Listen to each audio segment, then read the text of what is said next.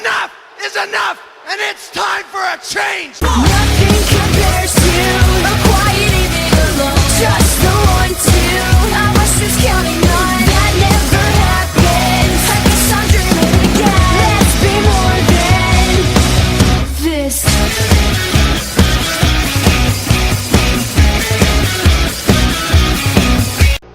Hey, what's up guys? Gilbert Blaze here. Finally back with a wrestling video. I know it's been a long time since I've talked about wrestling, but I gotta talk about this Raw. Now, Raw is still continuing right now with Lawler and Cole segment, but I could care less about that. So I'm going to talk about what we've been watching so far. Let's talk about last week with The Rock's return. Everyone went completely apeshit, up in arms about seeing The Rock again. You know, they're all happy. Oh, he's back, blah, blah, blah. But honestly, guys, I was never the biggest Rock fan. I was never a fan of his. You know, I respect his talents. I respect his mic skills, the charisma, all of that. But I was just not really big into him. Now, when he left the WWE to pursue his acting career, I did miss his presence because I'm thinking, wow, they really needed someone like The Rock. They can never duplicate someone like The Rock, and his presence was sorely missed. Now, he comes back last week, and he talks about how he's back full, like, I don't know if he says full-time, but he gives the impression that he's back full-time, and I think that's false advertisement because we all know he's going to still be doing his movies, so The Rock isn't going to be back full-time in the WWE, but he made it sound like, oh, I'm coming back because I missed the fans and so-and-so and such and such. Honestly, I don't know what his thinking is, but people are telling me, oh, just go with it, just roll with it. You know, The Rock is back. Just his presence in the WWE again is great. You know, fine, I'll go with it. I think it's cool that he's back for whatever time being. But now him and John Cena can finally have their little feud that they've been kind of having for a couple of years now, because Cena has been making a lot of bad comments about The Rock in you know, articles and just, you know, comments for the past few years, and finally The Rock has addressed this. Now, yes, that was exciting. I was really excited about that. Hearing The Rock just completely trash John Cena last week was great. It was epic. I mean, it was just so funny. But then this week on Raw, Cena's response. And how does Cena respond? By going old school, being classic, thugonomic style, throwing out the PG-13 rating, and just completely handing The Rock's ass. I mean, gay humor is funny to a certain extent, and he did overdo it with the gay stuff, but I couldn't help but smile at this because he completely schooled The Rock. This was classic John Cena that people have been wanting to see again, and it's great to see him make a promo like that. It was just so exhilarating to start Raw off like that. It was great in my book, and now this feud is taking shape now and is really, really getting to a point where people are just even more excited about what's going to take place next.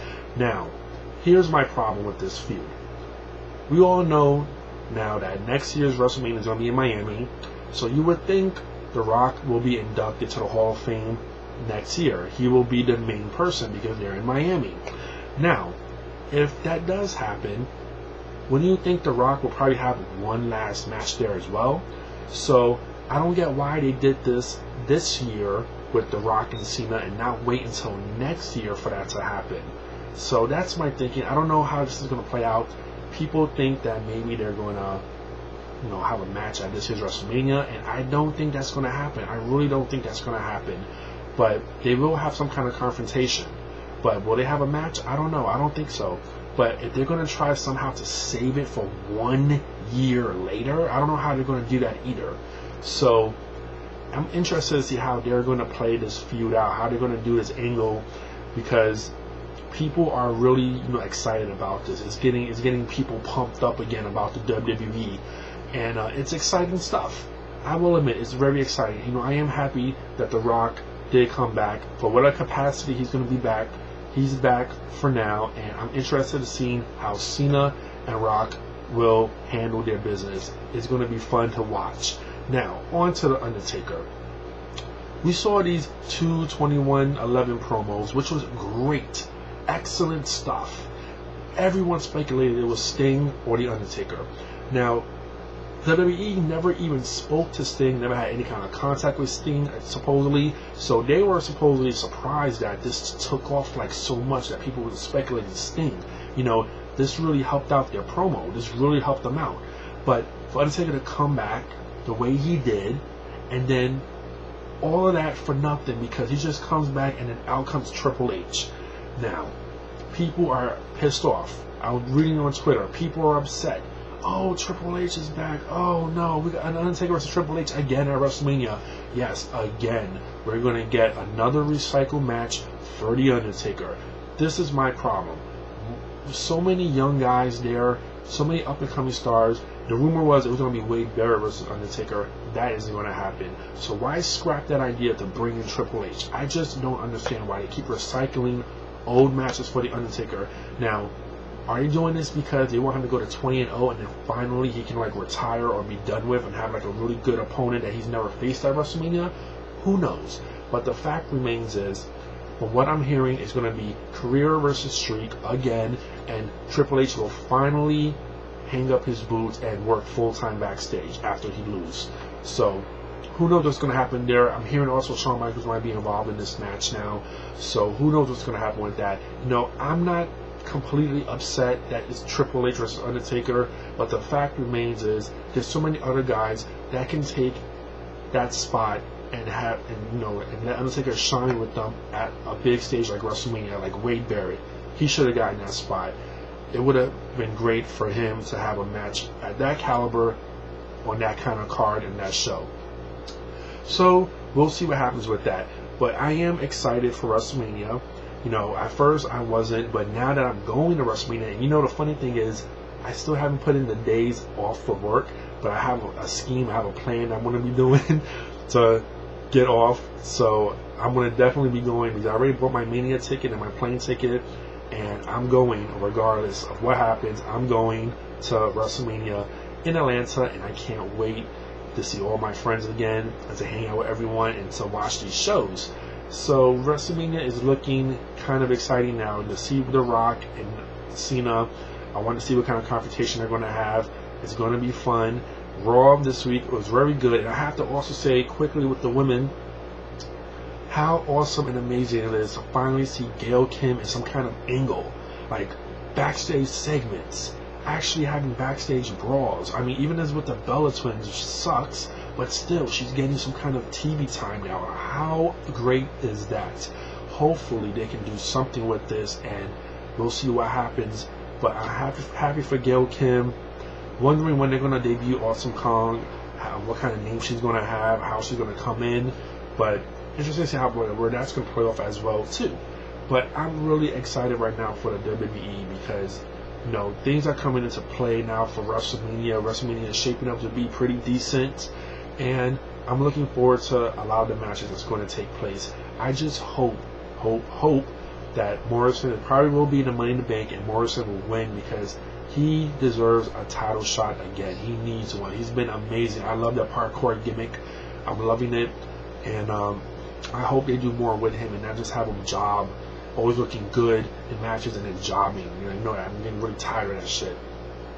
But WWE is looking pretty interesting right now. I'm having a fun time actually watching Raw again, which is great.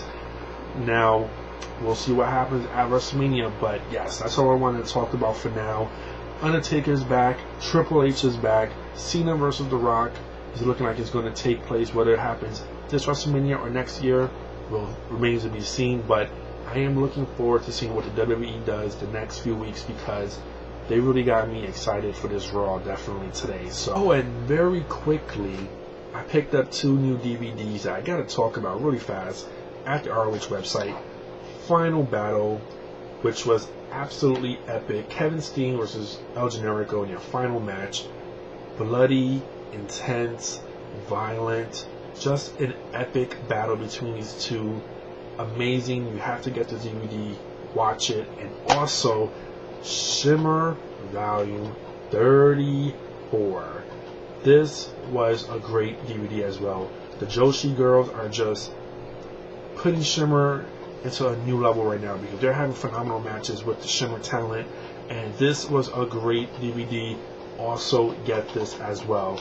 I wanted to quickly talk about the 2 DVDs I bought, and also I haven't talked about no TNA stuff yet because you know what, TNA is just so up and down the map. I don't even know where to begin, but honestly TNA is hard for me to watch because they're just so wishy-washy with their product. I'm like, 1 week and Mr. Anderson's champion, now is back to Jeff Hardy. I mean, come on, like seriously, like it's just funny. It really is just funny to watch TNA right now because they're trying so hard. I mean, they really are trying. I'll give them that credit, but it's just things are not panning out for them. It really isn't. So yeah, WWE is getting me excited again. It's getting me interested in watching wrestling again. And I'm looking forward to the upcoming weeks before WrestleMania and WrestleMania itself in Atlanta. Can't wait to be there. So talk to you all later. Peace.